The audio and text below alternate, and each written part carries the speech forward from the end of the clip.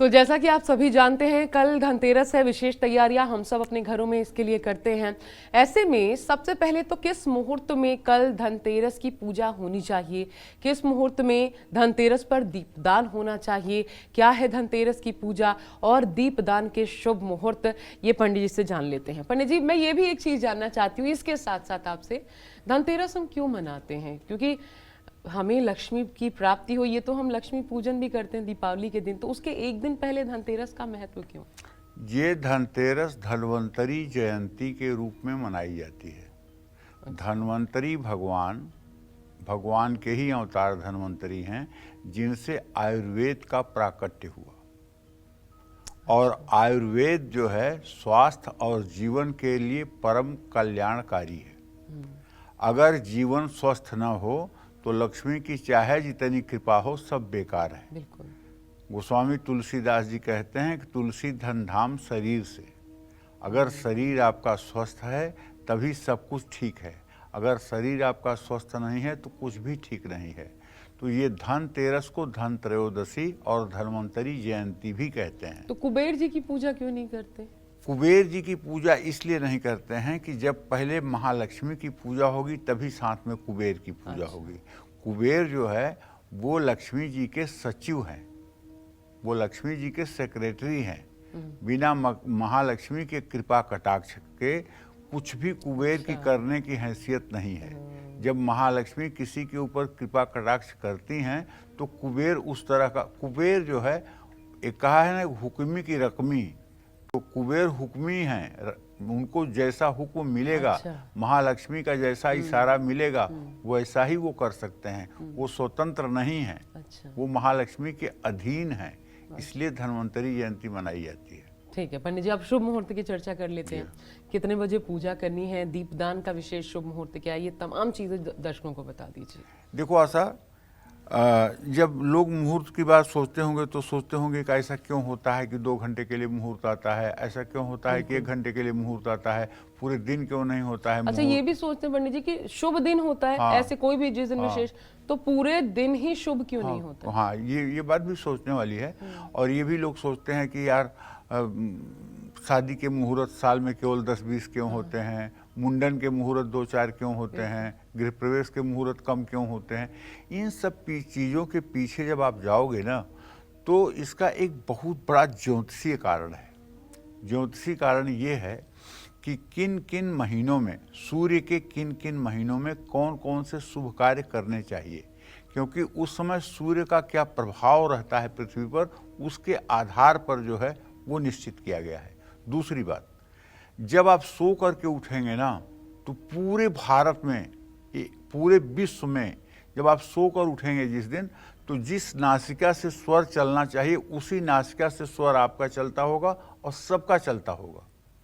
और ये नासिका के स्वर 54 मिनट बाद बदलते रहते हैं। ठीक है, जैसे इसमें 5 तत्व चलते हैं, पृथ्वी तत्व, जल तत्व, वायु तत्व, अग्नि तत्व और आकाश तत्व। ये 5 तत्व चलते रहते हैं। और इन 5 तत्वों में कौन से तत्व में किया हुआ कार्य फलदायी होता है, इसको ज्योतिष शास्त्र में ध्यान में रख करके और तब ग्रहों का मतलब कि जो है मुहूर्त का विचार किया जाता है। जैसे अष्टांगुलम वहेद वायु रनिलम चतुरांगुलम द्वादशांगुलम वाहेयम वरुणो खोडसांगुलम। अगर आपको जानना है कि हमारा कौन सा इस समय स्वर चल रहा है तो एक नाक को दबाकर दूसरी से 2-3 बार सांस लीजिए, दूसरी को दबा के दूसरी नाक से सांस लीजिए, जिससे आसानी से श्वास आ जा रही हो वही स्वर चल रहा है। ठीक है। और अष्टांगुलम वहेद वायु, अगर 8 अंगुल तक सांस नीचे आकर के रुक रही है तो वायु तत्व है।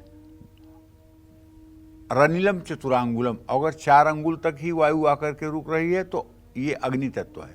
द्वादशांगुलम माहेयम, अगर 12 अंगुल तक श्वास आके रुक रही है तो ये मतलब कि जल तत्व है। वरुणो खोडसांगुलम नहीं, वो वायु तत्व है, और वरुणो खोडसांगुलम जल तत्व चलेगा तो 16 अंगुल तक सांस आएगी। लेकिन आकाश तत्व जब चलेगा तो नाक में ही फुड़फुड़ा करके हवा रह जाएगी, बाहर नहीं निकलेगी।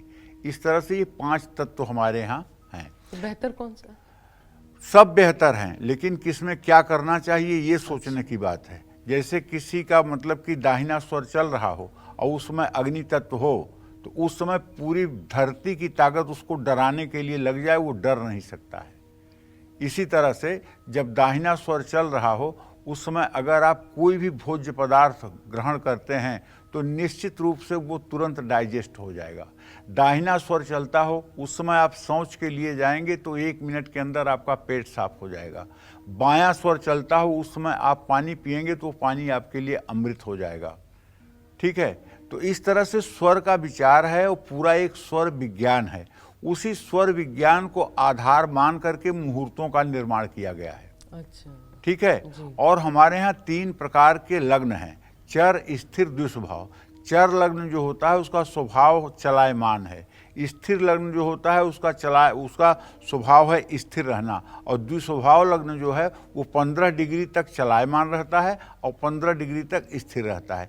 इन्हीं सब बातों को ध्यान में दे करके मुहूर्त की रचना ज्योतिष शास्त्र में की गई है। अच्छा, तो जैसे कल 10 नवंबर को त्रयोदशी तिथि दोपहर 12:35 पर शुरू हो जाएगी, तो 11 नवंबर को त्रयोदशी तिथि दोपहर 1:57 पर समाप्त हो जाएगी। ऐसे में धनतेरस की पूजा 10 नवंबर को ही करना शुभ है, क्योंकि रात में धनतेरस 10 नवंबर को ही रहेगी। तो 10 नवंबर को धनतेरस की पूजा का जो कुल मुहूर्त है वो 1 घंटे 56 का है।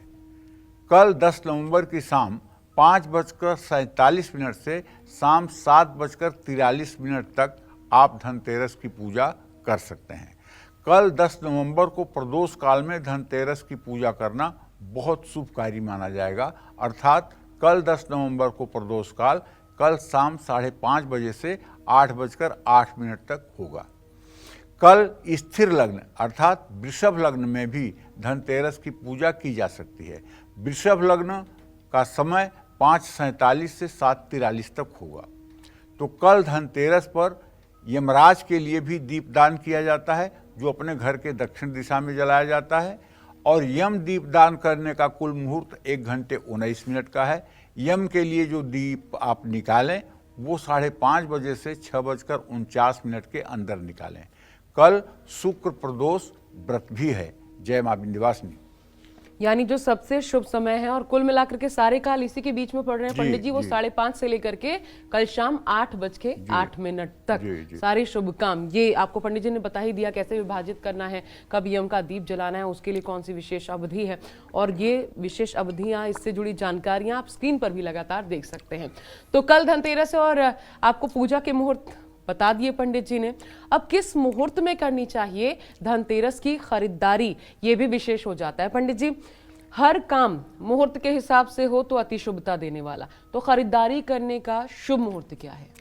देखिए, जब हम कोई भी चीज़ खरीदते हैं, चाहे वाहन खरीदें, चाहे गाड़ी खरीदें, चाहे सोना चांदी खरीदें, ठीक है ना, जैसे पूरे देश में एक बड़ी मान्यता है कि अक्षय तृतीया के दिन लोग सोना खरीदते हैं और दुकानों पर इतनी भीड़ होती है जिसकी कोई सीमा नहीं।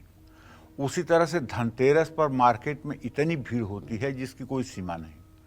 लोग सोना चांदी तांबा पीतल जो कुछ भी जिसकी सामर्थ्य है वो खरीदारी करना चाहता है तो करता है।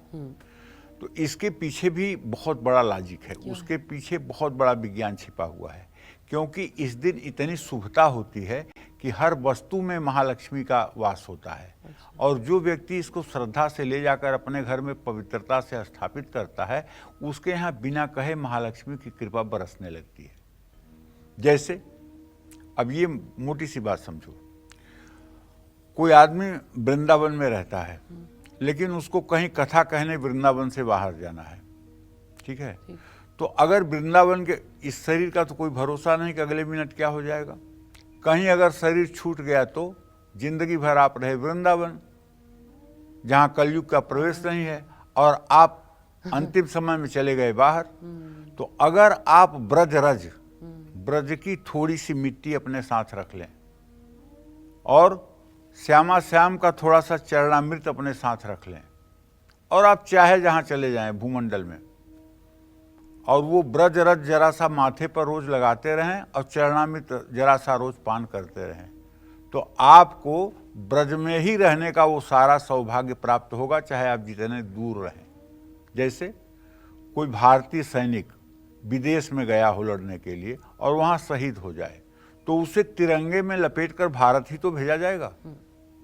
उसी तरह से जो ब्रजरज का सेवन करते हैं, जो ब्रजरज को अपने माथे पर धारण करते हैं और जो चरणामृत का, श्यामा श्याम की चरणामृत का पान करते हैं, वो निश्चित रूप से ब्रज में ही रहने का फल प्राप्त करते हैं।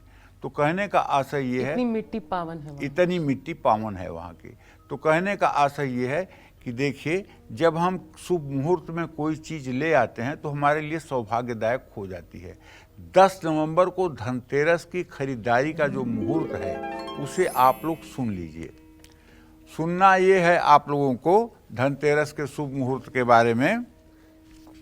लेकिन पंडित जी, मैं एक चीज आपसे ये जानना चाहती हूँ, आप मुहूर्त बता दीजिए। हाँ। उसके पहले ये जानना चाहती हूँ, क्या जैसे कोई सोना खरीदे, कोई चांदी खरीदे, या फिर कोई स्टील के बर्तन भी उस दिन बहुत बिकते हैं, वो भी खरीद ला, उसी अनुसार सौभाग्य प्राप्त होता है क्या?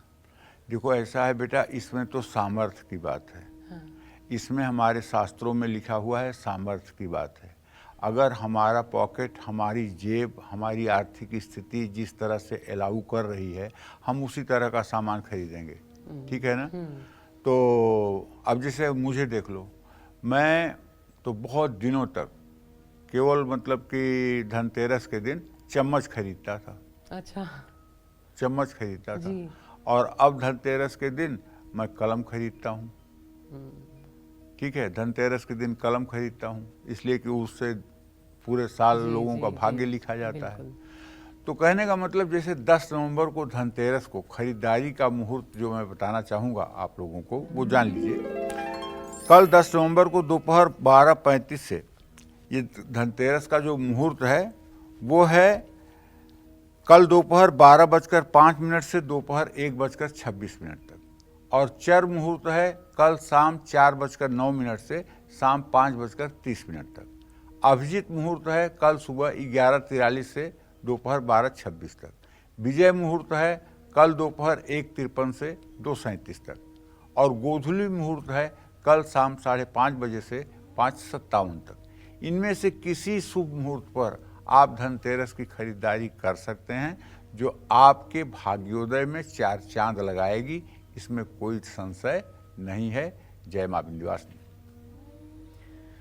और अब आपके सामने जो है एग्जाम्पल भी है, पंडित जी उन्होंने खुद ही बताया, तो अपने सामर्थ्य अनुसार, सामर्थ्य से बढ़ चढ़कर कभी कुछ नहीं करना चाहिए पंडित जी। तो अपनी चर्चा को अब आगे बढ़ाते हैं हम, और अब बात कर लेते हैं गृहस्थ लोगों की। गृहस्थ लोग इस धनतेरस पर क्या खरीदें, इस खरीदी चीज को घर में कहाँ रखें, और क्या उपाय हम कर सकते हैं। हम जैसे गृहस्थ लोग पंडित जी क्या करें? देखिए, गृहस्थ लोगों को चाहिए कि कल यानी 10 नवंबर को धनतेरस पर पहले अपने घर में इस बात का पूरा ध्यान दे लें कि कौन सी चीज़ ऐसी है जो घर में नहीं है और जिसके लिए घर में अभाव महसूस किया जाता है, वो चीज़ खरीदें। जैसे गृहस्थ लोग धातु से बनी हुई कोई भी चीज़ जरूर खरीदें, वो चाहे चांदी हो, चाहे पीतल हो, चाहे सोने से बनी हुई कोई चीज़ हो। जैसी आपकी सामर्थ्य हो वैसी चीज़ आप खरीदें। चांदी का कटोरी चम्मच खरीद सकते हैं, सोने का सिक्का खरीद सकते हैं, सोने की चेन खरीद सकते हैं, सोने की कोई और चीज़ खरीद सकते हैं। या फिर आप अगर सामर्थ्य नहीं है तो स्टील की कोई चीज़ खरीद लीजिए, पीतल की कोई चीज़ खरीद लीजिए, पीतल की प्लेट ही खरीद लीजिए। तो जो लोग गृहस्थ ये सब चीज़ों को खरीदेंगे, माँ लक्ष्मी आपके घर इस बार जरूर पधारेंगी उसी सामान के साथ। अगर धातु नहीं खरीदना चाहते हैं तो इलेक्ट्रॉनिक का सामान भी आप खरीद सकते हैं। आप मोबाइल खरीद सकते हैं, आप गाड़ी खरीद सकते हैं। जो भी सामान आप खरीदें उसे अपने घर की पूर्व दिशा में कुछ समय के लिए ले आकर के जरूर रखें। जो भी सामान खरीदें उस पर तुरंत घर आने के बाद जरा सा जल छिड़क करके और कलावा जरूर लपेटें और श्री सूक्तम का पाठ करते हुए उसका एक प्रकार से पूजन कर दें। वही आपके यहाँ महालक्ष्मी के रूप में विराजित हो जाएगा और धनतेरस पर लाई हुई वस्तु आपके घर में 4 चांद लगा देगी, इसमें कोई संशय नहीं है। जय मां विंध्यवासिनी। तो ये गृहस्थ लोगों की बात हुई, लेकिन अब हम कारोबारियों की भी बात कर लेते हैं। अगर आप कारोबारी हैं तो इस धनतेरस आपको क्या खरीदना चाहिए, इस खरीदी हुई चीज को कहाँ आपको रखना चाहिए और इससे जुड़ा कौन सा उपाय आप कर सकते हैं? पंडित जी। देखो, व्यवसायियों के लिए तो एकदम स्पष्ट सी बात है, आपको 3 चीजें महत्वपूर्ण है जिसे खरीदना ही है। एक तो आपको 10 नवंबर को जो धनतेरस है, इस दिन आप अगर अच्छे व्यवसायी हैं तो आपको एक बढ़िया मजबूत तिजोरी खरीदना चाहिए, धन रखने के लिए, सामान रखने के लिए। सोने चांदी के व्यापारी हैं तो ऐसी तिजोरी रखें कि जो मतलब कि आप ही खोल सकें और किसी के बस की न हो। अगर आप किराना जैसे चीज़ों का व्यवसाय करते हैं या कोई ऐसी चीज़ आप बेचते हैं जिसका तौला जाना जरूरी है, तो आपको तराजू खरीदना चाहिए कल के दिन। और यदि आपका लेन देन बड़ा है तो आपको बही खाता खरीदना चाहिए और बही खाता को लपेटने के लिए लाल कपड़ा भी खरीदना चाहिए। तो ये बहुत मंगलकारी होगा। कारोबारी धनतेरस पर जो भी चीज खरीद कर लाएं, उसे लक्ष्मी गणेश की पूजा के बाद अपने कार्य क्षेत्र की उत्तर पूर्व दिशा में कुछ समय के लिए जरूर स्थापित करें। और कनक धारा स्त्रोत का पाठ कल शुभ मुहूर्त में वस्तु के सामने बैठ करके कुछ देर भाव विभोर होकर करें। अंगम हरे पुलक भूषण माश्रयंतिम भृंगांगनेव मुकुलाभरणम तमालम अंगीकृताखिल विभूतिर्पांगलीला मांगल्य दास्तु मम मंगल देवताया मुग्धा मुहुर्विदधति वदने मुरारे प्रेमत्रपा प्रणिहितानि गतागतानि मालादृशोर्मधुकरीव महोत्पलेया सा मे श्रियं सागर संभवाया विश्वामरेन्द्र पदवी भ्रमदान दक्ष मानंद हेतुरधिकं मुरवी दिशोपि ईसन्निषीदतु मयि क्षणमीक्षणार्धं मिंदीवरोदर सहोदर मिंदिराया आमिल।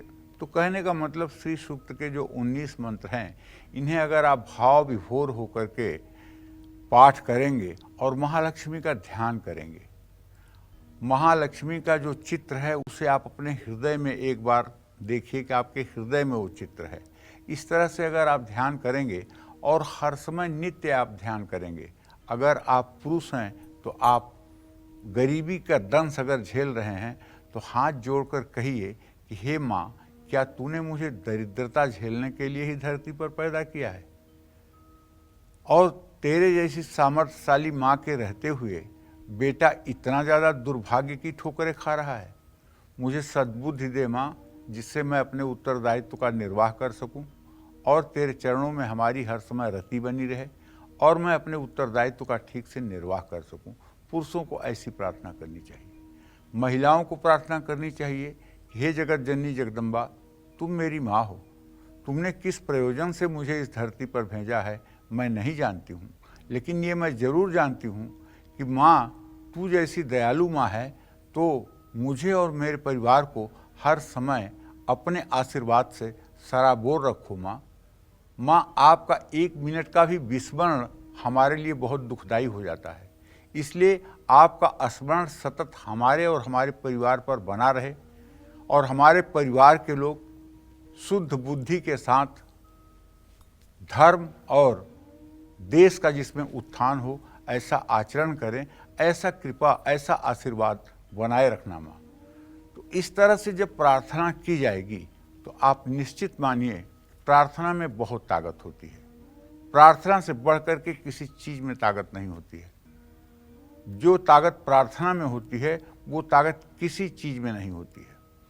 अगर आप सच्चे मन से ईश्वर के सामने शरणागत हो करके और प्रार्थना करें तो बड़े से बड़े दुर्भाग्य को भी टाला जा सकता है, इसमें कोई दो राय नहीं है। लेकिन जो लोग ये समझते हैं कि ईश्वर माने, धर्म माने सिर्फ पैसा, धर्म माने ऐशो आराम, धर्म माने बहुत संपदा, गलत सोचते हैं। धर्म पैसा नोट छाप कर नहीं देता है। धर्म जो है आपको बिल्डिंग बना के नहीं देता है। धर्म आपको देता है दुख सुख में समान रहने की हिम्मत, और धर्म आपको देता है आवागमन के चक्कर से मुक्त होने का पूरा पूरा रास्ता। ये धर्म आपको देता है। और जिस दिन आप काम क्रोध मोह लोभ रूपी शत्रुओं से बच जाएंगे, उस दिन आपके जीवन में धन वैभव सारी चीजें अपने आप इतनी हो जाएंगी कि जिसकी आपको जरूरत नहीं होगी। तो इसलिए पहले काम क्रोध मोह लोभ जैसे जो 4 दस्यु 4 आतंकवादी आपके अंदर प्रवेश कर चुके हैं, इन्हें धीरे धीरे हटाने का प्रयास करिए। ये इतना जल्दी हटने वाले नहीं हैं। तो महालक्ष्मी का स्मरण अगर सतत बना रहे, और जिन घरों में कुंवारी लड़कियां हैं, 12 साल के नीचे की लड़कियां हैं, उस घर का तो कुछ पूछना ही नहीं है। उस घर के लोगों को चाहिए कि लड़कियों से हाथ जोड़कर निवेदन करें कि तू 1 घंटे के लिए बैठ करके 2 बार 5 बार श्री सूक्त या कनक धारा स्तोत्र का बोल बोल के पाठ कर दे। और अगर उसने पाठ किया तो आप मानिएगा कि उसके मुंह से एक एक निकला हुआ शब्द सूर्य की 1000 किरणों के बराबर आपके घर में फैलेगी, और आपके घर के दरिद्र का दहन हो जाएगा। दरिद्र कभी आपके घर में टिक नहीं पाएगा। जिस घर में कुंवारी कन्याएं भगवती महालक्ष्मी का आयोजन करती हैं, उस घर में दरिद्रता कभी दिख नहीं सकती है। 1 मिनट के लिए अभाव हो नहीं सकता है। कभी कोई गंभीर बीमारी हो नहीं सकती है। अकाल मृत्यु का भय सदा सर्वदा के लिए समाप्त हो जाता है। बस लेकिन कुमारी कन्याओं के अंदर हमें ईश्वरीय भाव देखना चाहिए। वो हमारी बेटी है, इस भाव से कोई ऐसा संबोधन करके नहीं बुलाना चाहिए जो संबोधन महालक्ष्मी को प्रिय न हो। इसलिए उसे सम्मान के साथ ही, आदर के साथ ही, आदर सूचक शब्दों से ही बुलाना चाहिए, और उसकी उसी तरह से, उसी दृष्टि से उसका पालन पोषण भी करना चाहिए। जय मां विंध्यवासिनी। तो एक उपाय जो कल धनतेरस के दिन, और न सिर्फ धनतेरस के दिन ही बल्कि साल भर आप अपना सकते हैं, पंडित जी ने आपको बताया। अब बिना देर किए नौकरी पेशा लोगों की भी बात कर लेते हैं। कल आप क्या खरीद सकते हैं, किस चीज का आप पाठ करें, क्या उपाय करें पंडित जी? नौकरी पेशा, देखिए, अगर आप नौकरी करते हैं तो नौकरी तो बहुत होती है। प्यून की नौकरी से लेकर के और आईएएस तक की नौकरी होती है। तो मैं सभी लोगों से यही कहना चाहूँगा जो मेरे अनुभव में आया है, आप और चीज़ें खरीदें या ना खरीदें, लेकिन अपने लिए अच्छे कपड़े जरूर खरीदें। कल आप अपने लिए अच्छे कपड़े जरूर पहनें, खरीदें। क्योंकि एक बात जान लीजिए कि ड्रेस और एड्रेस ये काफ़ी कुछ आपके ज़िंदगी पर असर डालता है, और काफ़ी कुछ आपके व्यक्तित्व पर असर डालता है। तो ये ड्रेस जो है, ये कपड़ा ही तो है। इस तरह के कपड़े खरीदें कि जिसे देख करके सामने वाले के आंखों में चुभन न हो। ऐसा कपड़ा न खरीदें जिसे देख करके सामने वाले को इरिटेशन हो, सामने वाला तिल मिलाए। क्योंकि कपड़ा जो पहना जाता है, श्रृंगार जो किया जाता है, वो दूसरों के आंखों में चुभने के लिए नहीं, दूसरों के आंखों में अच्छा लगने के लिए। भगवान पीतांबर धारण करते हैं तो ऋषि मुनि अपलक उन्हीं को निहारते हैं। जगत जननी जगदम्बा माँ महालक्ष्मी जब लाल वस्त्र धारण करती हैं तो आप जानते हैं बड़े बड़े देव, यक्ष, गंधर्व, किन्नर उनका एक झलक पाने के लिए तरसते हैं। उसी तरह से आपका जिस तरह से प्रोफेशन है, जिस तरह से आपकी नौकरी है, जिस तरह का आपका कार्य है, उसके अनुकूल अगर आप वस्त्र खरीदें तो निश्चित रूप से इससे आपका भाग्योदय होगा।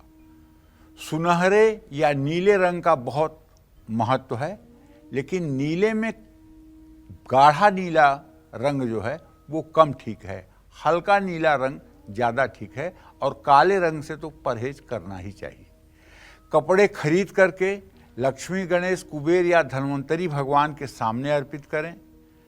और कल धनतेरस पर जो लड़के प्रतियोगी परीक्षा की तैयारी कर रहे हैं, आईएएस बनना चाहते हैं, यूपीएससी के एग्ज़ाम देना चाहते हैं, जो लड़कियां पीसीएसजे का एग्ज़ाम देना चाहती हैं, उनको कहना चाहूँगा, कल गणेश अथर्वशीर्ष का शुभ मुहूर्त में वृषभ लग्न में 12 बार पाठ करो, 12 बार। अगर 12 बार कल पाठ कर लोगे तो निश्चित रूप से आगामी परीक्षा में सफलता आपके हाथ आएगी, क्योंकि गणेश जी जैसा कोई बुद्धिमान नहीं है। और 12 बार गणेश अथर्वशीर्ष का पाठ करने में प्रतियोगी परीक्षा में आपको सफलता मिलेगी। और अपने मुख्य द्वार पर अष्टधातु के 2 स्वास्तिक भी आपको लगाने चाहिए। जय मां विंध्यवासिनी। और चलिए अब आगे बढ़ते हैं और अब स्टूडेंट्स की भी बात कर लेते हैं। अभी पंडित जी बता भी रहे थे, लेकिन स्टूडेंट्स कल एग्जाम में सफलता पाने के लिए धनतेरस पर क्या खरीदारी करें? पंडित जी क्या उपाय कर सकते हैं स्टूडेंट्स? देखिए, विद्यार्थियों के लिए तो यही कहना चाहूँगा कि देखिए, विद्यार्थी का जीवन माने एक सन्यासी के जीवन के ही बराबर होता है। विद्यार्थी कभी भी गृहस्थ नहीं होता है। विद्यार्थी माने जो दुखों को सहे, जो कष्ट को सहे, जो निद्रा पर विजय प्राप्त करे, जो आलस्य पर विजय प्राप्त करे, वही तो विद्यार्थी होता है। काग चेष्टा बको ध्यानम स्वान निद्रा तथैव च अल्पहारी गृहत्यागी विद्यार्थी पंचलक्षणम, ये तापस का जीवन है। तो धनतेरस पर विद्यार्थी माँ सरस्वती की एक तस्वीर जरूर खरीदें, कॉपी किताब खरीदें, पेन पेंसिल खरीदें, और हो सके तो कम से कम एक हनुमान चालीसा या दुर्गा चालीसा या गणेश चालीसा की किताब भी खरीदें। विद्यार्थी खरीदी हुई चीज़ें लाकर अपने घर की पूर्व और उत्तर दिशा में थोड़ी देर के लिए रखें और अपने माता पिता और गुरु का आशीर्वाद जरूर लें। अगर इन चीज़ों का उपयोग आप करेंगे, और धनतेरस के दिन यदि आप कलम खरीद कर ला रहे हैं और उस कलम पर कलावा लपेट के घर में रख रहे हैं और कहीं परीक्षा देने जा रहे हैं, उस कलम को लेकर के जा रहे हैं, तो वो कलम वहीं टिक मारेगी जहाँ सही का निशान होगा। कहते हैं ना कि जिसका गुरु मेहरबान उसका चेला पहलवान। अगर आप धनतेरस के दिन कलम ले आएंगे तो आप जो भी लिखेंगे वो सच ही होगा, इसमें कोई दो राय नहीं है। जय मां विंध्यवासिनी। इस धनतेरस अपने प्रोफेशन के अनुसार क्या खरीदने से आप हो जाएंगे माला माल, यही आज कालचक्र में पंडित जी आपको विशेष जानकारी दे रहे हैं। और चलिए अब बढ़ते हैं आगे और जल्दी से जान लेते हैं कि इस धनतेरस मीडिया फील्ड से जुड़े लोग किन चीज़ों की खरीदारी करें, क्या उपाय करें। पंडित जी बहुत भारी तादाद में, मैं खुद आपको बता रही हूँ, मीडिया से ही हूँ, बहुत भारी तादाद में मीडिया पर्सनालिटीज आपको मानती हैं, आपके कई उपाय भी करती हैं, तो कल बहुत विशेष तरीके से बता दीजिए हम लोग क्या करें। देखिए, मीडिया जगत से जुड़े लोग जो होते हैं, इस धनतेरस पर कैमरा, कंप्यूटर, लैपटॉप या लाइट खरीदकर अपने घर लाएं। सामान को घर की उत्तर दिशा में रखें। लक्ष्मी गणेश संग शिवलिंग का भी अभिषेक करें। हनुमान चालीसा का पाठ करें। और यदि आप मीडिया में हैं और आप एंकरिंग करते हैं, जैसे आशा जी कर रही ना, तो कल आपको अपने लिए एक सेट कपड़ा जरूर खरीदना चाहिए, आवश्यक हो तो भी, ना आवश्यक हो तो भी। क्योंकि ये वस्त्र जो कल आप खरीदेंगे, उसे अगर किसी शुभ अवसर पर आप धारण करेंगे तो आप विश्वास करिए आपके भाग्य में 4 चांद लग जाएगा। कल के दिन आपको एक सेट कपड़ा अवश्य खरीदना चाहिए। ज़्यादा खरीद सकें तो बहुत अच्छी बात है, नहीं तो कम से कम एक सेट कपड़ा अपने लिए जरूर खरीदना चाहिए। और ये कपड़ा आपके भाग्योदय में 4 चांद लगा देगा, इसमें कोई दो राय नहीं है। जय मां विंध्यवासिनी। बहुत बहुत शुक्रिया पंडित जी, इतनी अच्छी जानकारी। और वैसे भी हम जो एंकर्स जो होती हैं महिलाएं, उनको तो कपड़े वैसे भी बहुत पसंद होते हैं, तो कल एक कारण भी मिल गया बाहर निकलने का, कपड़े खरीदने का। लेकिन अगर आप बैंकर हैं, अगर आप किसी और क्षेत्र से आते हैं या मेडिकल फील्ड में हैं, तो फिर आपको कल कौन सी खरीदारी करनी चाहिए, किस तरीके से शुभ उपाय करने चाहिए, ये सब हम जानेंगे पंडित जी से। बस थोड़ा सा और इंतजार कीजिए, क्योंकि इस वक्त हमारे साथ हमारी पहली कॉलर रेखा जी बिहार से जुड़ चुकी हैं। बहुत स्वागत है आपका रेखा जी, अपना प्रश्न पूछिए पंडित जी से। हाँ पंडित जी प्रणाम। सुखी रहो बेटा। पंडित जी, मैं अपने पति और पुत्र के बारे में जानना चाहती हूँ। मेरे पति का नाम है सुनील कुमार, उनका जन्म तारीख 27 अगस्त 1981 का है, दिन मंगलवार। पंडित जी, मेरे पति का व्यापार में भी कुछ तरक्की नहीं हो पा रहा। वो जितना भी कमाते हैं सब खर्च हो जाते, बचत नहीं हो पाती है। दुकान में उतनी आमदनी नहीं है और पंडित जी मेरे बड़े बेटे का नाम सत्यम कुमार है। 21 जनवरी 2007 दिन रविवार 2:10 पर दोपहर का है। वो उसका सरकारी नौकरी कब लगेगी और किस क्षेत्र में लगेगी?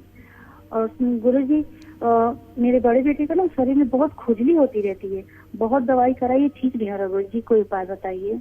चलिए ठीक है, मैं पहले आपके पति भाव का स्वामी बता रहा हूँ।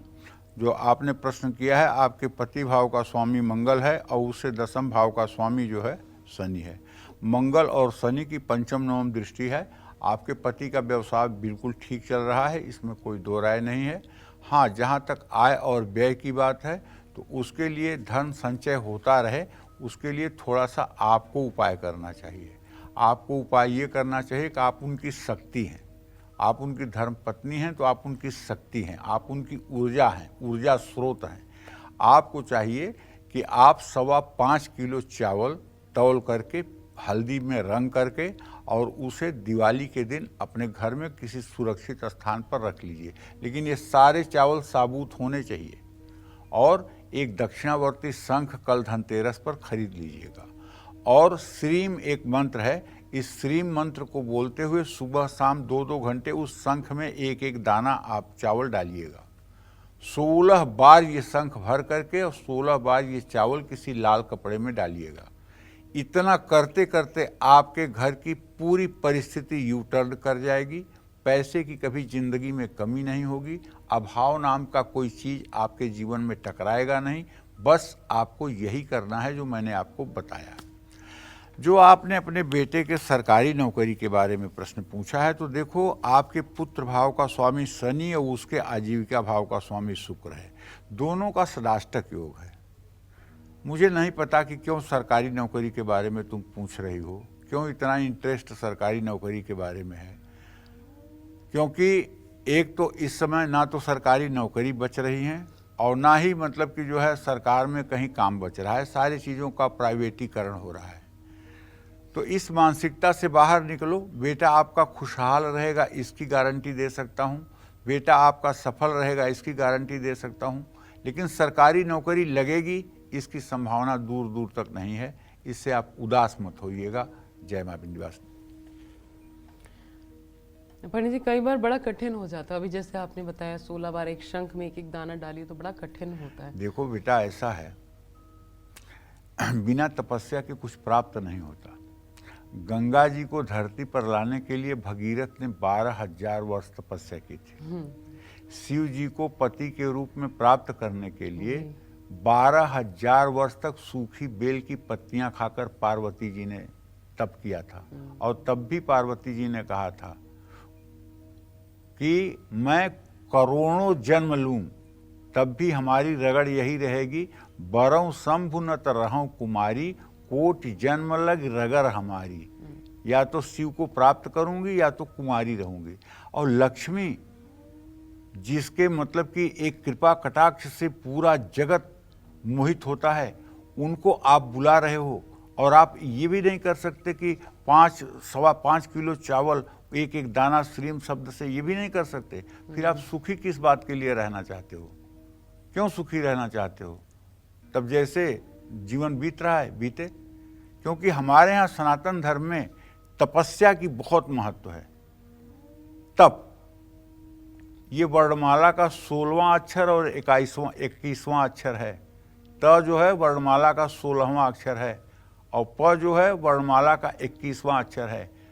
श्रीमद् भागवत महापुराण में लिखा हुआ है कि जो व्यक्ति कुछ भी अभिष्ट को प्राप्त करता है, वो वर्णमाला के 16वें और 21वें अक्षर का प्रयोग करे। 16वां अक्षर त है और 21वां अक्षर प है, तप। और तप माने तपस्या। बिना तपस्या के कुछ प्राप्त हो जाएगा। जय मां विंध्यवासिनी। और चलिए अब अपनी चर्चा को फिर से, क्योंकि आप किस प्रोफेशन में उस अनुसार पंडित जी आपको बता रहे हैं आज विशेष जानकारी धनतेरस पर। तो अगर आप बैंकर हैं, बैंक में काम करते हैं, क्या खरीदे, कहाँ रखें, उससे जुड़ा क्या उपाय पंडित जी बैंकर्स कर सकते हैं? देखिए, जो लोग बैंक में नौकरी करते हैं, ऐसे सभी लोगों को बताना चाहूँगा कि धनतेरस पर कल आपको बढ़िया बढ़िया कलम खरीदना चाहिए।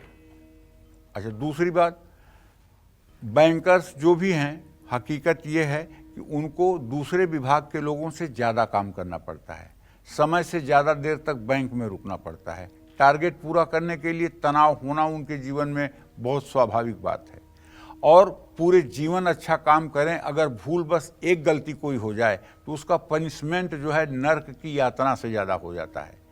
तो बैंकर्स के लिए बहुत ज़्यादा चुनौती होती है। जो लोग नहीं जानते हैं बैंकर्स को नज़दीक से, उनको लगता होगा कि बैंक की नौकरी बहुत अच्छी होती है, लेकिन बैंक की नौकरी तलवार के धार पर चलने वाली है। इसमें इतने फ्रॉड करने वाले निकले हुए हैं कि डुप्लीकेट अपना Aadhaar card, duplicate PAN card, duplicate address सब कुछ दे देकर और लोन ले लेते हैं। और उसमें बाद में कौन फंसता है? लोन सैंक्शन करने वाला। उसकी सारी पूरी जिंदगी की जो कमाई है उसमें चली जाती है। तो कहने का मतलब, आप कल कलम खरीदिएगा, धर्म ग्रंथ जरूर खरीदिएगा। और धर्म ग्रंथ में मेरा कहना है कि आप गीता खरीदिएगा, क्योंकि आपको भगवान कृष्ण की इतनी कृपा चाहिए कि आप सत और असत में विवेक कर पाएं, सही व्यक्ति की आप मदद करें। कोई सही व्यक्ति ऐसा ना हो जो आपके सामने से निराश हो, और कोई गलत व्यक्ति ऐसा ना हो जो आपके मतलब कि प्यार का नाजायज फायदा उठा ले। तो इस बात का ध्यान रखिएगा। और जो भी सामान लाएं उस पर हल्दी या केसर का तिलक लगाकर घर के उत्तर पूर्व दिशा में रख दें। लक्ष्मी सूक्त और विष्णु सहस्त्रनाम का पाठ कर लें, इससे भी आपका कल्याण होगा। जय मां विंध्यवासिनी।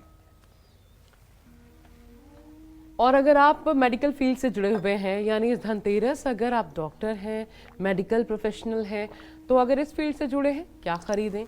इस खरीदी हुई चीज़ को आप कहाँ रख सकते हैं और इससे जुड़ा कौन सा उपाय आप कर सकते हैं? पंडित जी। देखिए, यदि आप डॉक्टर हैं, मेडिकल प्रोफेशन से जुड़े हुए हैं, तो मैं आपको बताना चाहूँगा, अपने ज़रूरत और काम से जुड़ा कोई सामान आप खरीदिए। घर के दक्षिण पूर्व दिशा में उसको रखिए। पीतल की कटोरी किसी धर्म स्थान में दान करिए। और अगर पीतल की कटोरी दान कर रहे हैं, उसमें चीनी भर करके आप दान करें, तो आप विश्वास करिए आपको बहुत यश मिलेगा। चीनी भर करके पीतल का बर्तन धनतेरस के दिन अगर किसी धर्म स्थान में दान किया जाए, तो ये दान करने वाला निश्चित रूप से यशस्वी होता है, यश प्राप्त करता है। देखिए ना, कुछ डॉक्टर होते हैं जो केवल मरीज को थोड़ी सी दवा दे देते हैं और मरीज ये कहने लगता है कि मैं तो बिल्कुल ठीक हो गया। और कुछ डॉक्टर ऐसे होते हैं जो बेचारे बहुत मेहनत करते हैं, लेकिन उनको ये सुनने को मिलता है कि कोई फ़ायदा नहीं। यश, ये सूर्य रेखा हाथ में जब होती है ना, ये अनामिका उंगली देख रहे हैं ना, इसके नीचे ये सूर्य रेखा है। ये जब सूर्य रेखा होती है जिसके हाथ में, उसको यश मिलता है। जिसके हाथ में ये सूर्य रेखा कटी होती है उसको बदनामी मिलती है।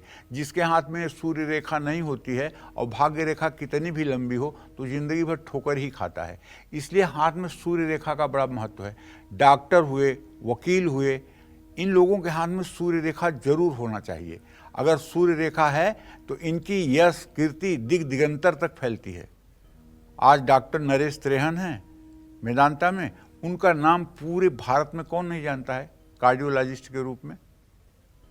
तो कहने का मतलब, पैसा तो सभी कमा लेते हैं, लेकिन आपको प्रसिद्धि मिले, तो इसलिए आपको प्रसिद्धि मिले, इसलिए आपको धनतेरस पर जो भी सामान खरीदें अपने प्रोफेशन से जुड़ा खरीदें। और आपको नित्य विष्णु सहस्त्र नाम का पाठ जरूर करना चाहिए। विष्णु सहस्त्र नाम का पाठ सुबह शाम करने से आपकी प्रसिद्धि में 4 चांद लगेगा, इसमें कोई दो राय नहीं है। जय मां विंध्यवासिनी।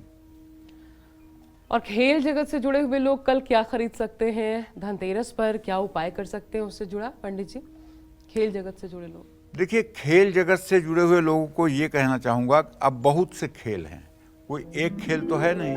तो खेल जगत से जुड़े लोग इस धनतेरस पर अपने काम का सामान खरीदें और अपने घर की पूर्व दिशा में उसे रखें और किसी शिवालय में जाकर शिवलिंग का अभिषेक करें। अगर कुछ ज़्यादा नहीं खरीद सकते हैं, तो अगर आप गेम खेलते हैं, या अगर आप कोई मतलब कि जैसे क्रिकेट खेलते हैं, टेबल टेनिस खेलते हैं, कुछ भी आप खेल खेलते हैं, उसमें पहना जाने वाला जो कपड़ा होता है, उस कपड़े को अगर आप खरीदें तो शायद ये आपको 4 चांद लगाएगा, इसमें कोई दो राय नहीं है। जय मां विंध्यवासिनी। और अब इंजीनियर्स की भी बात कर लेते हैं। इस धनतेरस इंजीनियरिंग फील्ड से जुड़े लोग क्या खरीदें, उससे जुड़ा पंडित जी क्या उपाय करें, इनके लिए भी बता दीजिए। देखिए, इंजीनियर का मतलब होता है कि किसी चीज को इस तरह से संयोग बना देना कि उसका क्रियान्वयन होने लगे। जैसे बिजली घर में पूरे है, लाइट नहीं चल रही है, इंजीनियर का काम है उस बिजली को प्रकाश के रूप में परिवर्तित करना। तो इंजीनियरिंग फील्ड से जुड़े हुए जो लोग हैं उनको मेरा कहना है, एक तो उन्हें अगर उनके मोबाइल में अगर वो कंपास देख लेते हैं तब तो कोई बात नहीं, लेकिन अगर कंपास आपको मोबाइल में देखने की आदत नहीं है तो आपको एक दिशा सूचक यंत्र जरूर खरीदना चाहिए और तांबे का कुबेर यंत्र या पारे का कुबेर यंत्र खरीदकर अपने घर लाना चाहिए। सामान को घर की पश्चिम दिशा में रखना चाहिए। शाम को घी का एक दिया घर में जरूर जलाना चाहिए। जय मां विंध्यवासिनी। अच्छा पंडित जी, एक भ्रांति है या ये माना जाए कि इसमें सही बात है या नहीं, धनतेरस पर क्या लोहे का सामान नहीं खरीदना चाहिए? मतलब कई सारे लोग धनतेरस पर गाड़ी लाते हैं या फिर स्कूटी ले आए, बाइक्स ले आए, खरीदते हैं। खरीदना चाहिए, बिल्कुल खरीदना लोहे का चाहिए। सामान। हाँ हाँ, वो तो साक्षात दुर्गा है। हमारे हिंदुस्तान में लोहे में दुर्गा का वास माना गया है। अच्छा। लोहे में दुर्गा का वास माना गया है। और मैं तुम्हें एक बात बताऊंगा, तुम हंसोगी। सन 84-85 की बात है और मेरी माँ गई थी, मतलब कि घर से थोड़ी दूर पर खेत है, मटर तोड़ने खेत में। और मैं आया घर पे, पता लगाया माँ कहाँ है, तो लोगों ने बताया खेत पे गई है मटर तोड़ने के लिए। तो मैं भी वहीं आ गया खेत पे। तो मैं देख रहा हूँ लगभग 4 बज रहा था शाम को। तो मेरी माँ बार बार ऐसे हाथ करके ऐसे कर रही है, ऐसे हाथ करके ऐसे कर रही है। तो हमने कहा क्या कर रही हो, तुम पागल हो गई हो क्या, किसको प्रणाम कर रही हो? तो कह रही तुमने नहीं सुना? हमने कहा नहीं, मैंने नहीं सुना। दुर्गा माई बोल रही थी। सड़क से बस जा रही थी, हारन बजा रही थी। अच्छा। ठीक है, सड़क से बस जा रही थी, हारन बजा रही थी, तो कही कि दुर्गा माई बोल रही थी। तो देखो, ये भाव है, हम हिंदुस्तानियों का ये भाव है। हम हिंदुस्तानी जो है, जब भी मतलब कि कोई नया वाहन खरीदते हैं तो दुर्गा के ही मंत्रों से उसकी पूजा होती है, श्री सूक्तम के ही मंत्रों से उसकी पूजा होती है। और जैसे माँ अपने आंचल से बच्चे को गिरने नहीं देती है, अपने गोद से बच्चे को गिरने नहीं देती है, उसी तरह से लोहा भी अपने बच्चे को संभालता है। इसलिए भाई खूब खरीद सकते हैं वाहन भी खरीद सकते हैं, किसी प्रकार का वाहन खरीद सकते हैं, कोई दिक्कत नहीं, कोई परेशानी नहीं। ठीक है, बहुत शुक्रिया पंडित जी इसका जवाब देने के लिए। और अब इस धनतेरस से ग्लैमर, फैशन, सेना और बाकी फील्ड से जुड़े लोग किस चीज की खरीदारी करें जिससे आपके भी जीवन में मां लक्ष्मी का आगमन हो, जानेंगे पंडित जी से। कल है धनतेरस और ऐसे में इस धनतेरस फैशन इंडस्ट्री से जुड़े लोग क्या खरीदें और क्या उपाय करें? पंडित जी, शोबिज में जो लोग हैं वो कल क्या खरीदें? देखो भैया, जो लोग ग्लैमर की दुनिया में हैं या फैशन की इंडस्ट्री से जुड़े हुए हैं, उनको इस धनतेरस पर सोने चांदी के आभूषण खरीदने चाहिए और सामान खरीदकर अपने घर की पश्चिम दिशा में स्थापित करना चाहिए। सुहाग सामग्री अगर है तो लक्ष्मी मंदिर में उसको थोड़ा सा चढ़ाना चाहिए।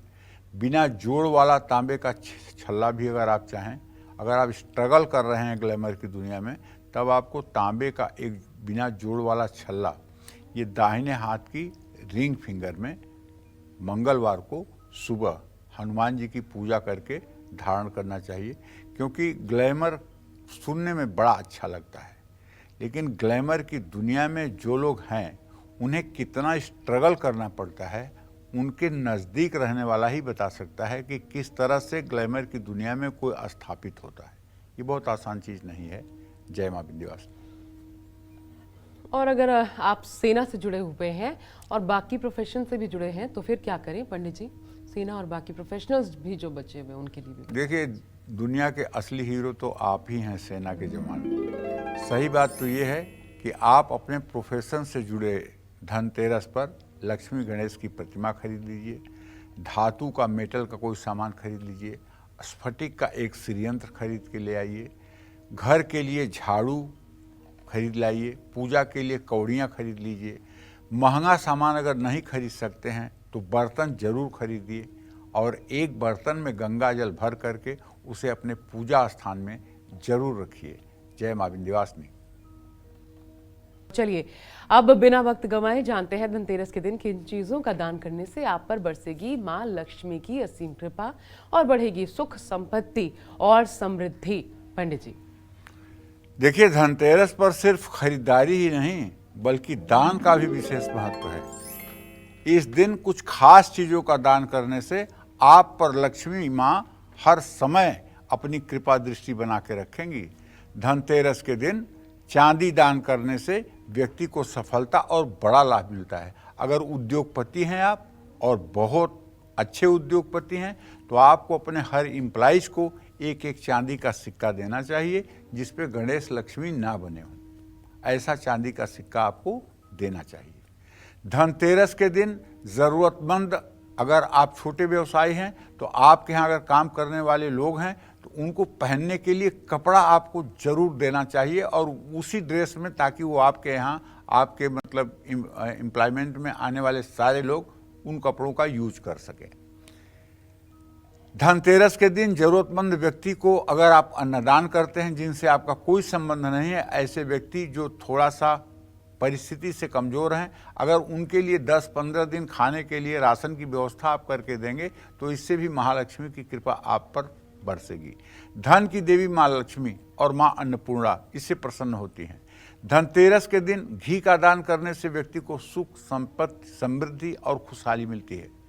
जो लोग शिव मंदिर में जाकर के घी का दान करते हैं और उससे पुजारी से ये कहते हैं कि इससे आप नित्य सायंकाल दीप जला दीजिएगा, ऐसे लोगों को राजसूय यज्ञ करने का फल मिलता है।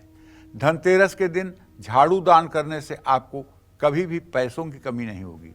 अगर आप किसी मंदिर में 2 सीख झाड़ू और 1 फूल झाड़ू ले जा करके और कल किसी मंदिर में दान करेंगे, विश्वास मानिए आपके घर से दरिद्र सदा सर्वदा के लिए दूर हो जाएगा। किसी गुरुद्वारे में भी अगर आप 2 सीख झाड़ू और 1 फूल झाड़ू कल अगर दान करेंगे तो आप विश्वास करिए वाहेगुरु की कृपा से आपका जीवन बदल जाएगा और आपके जीवन के जितने संकट हैं वो इतने आसानी से हल हो जाएंगे जिसकी आप कल्पना नहीं किए होंगे। तो कल का दिन बहुत ही महत्वपूर्ण है और बहुत मामलों में महत्वपूर्ण है। इसका सही सदुपयोग होना चाहिए। जय मां विंध्यवासिनी। जी हाँ, तो अभी तो इतना जान लीजिए कि आज, क्योंकि आज धनतेरस नहीं है, कल धनतेरस है, तो अभी तो ये आगाज है। और अगर अभी आपके प्रोफेशन अनुसार पंडित जी ने आपको जानकारी दी है क्या खरीदें क्या ना खरीदें, कल राशि अनुसार बेहद सटीक जानकारी पंडित जी आपको देने वाले हैं ताकि बन जाए आपका भाग्य। मां लक्ष्मी सदैव आप पर रहे प्रसन्न। और आज का ये अध्याय इसलिए था ताकि आप कल की तैयारी आज से ही कर पाएं। तो कल का कालचक्र देखना बिल्कुल भी मत भूलिएगा। पंडित जी बहुत बहुत धन्यवाद कार्यक्रम में शामिल होने के लिए। उम्मीद करते हैं आज का विषय आपको बहुत पसंद आया होगा। कल फिर धनतेरस स्पेशल कालचक्र आपके सामने लेकर उपस्थित होंगे ढेरों उपाय के साथ। फिर बता रही हूँ, बिल्कुल मत भूलिएगा कल का विशेष कार्यक्रम देखना। आज के लिए कालचक्र की पूरी टीम को इजाजत दीजिए। नमस्कार।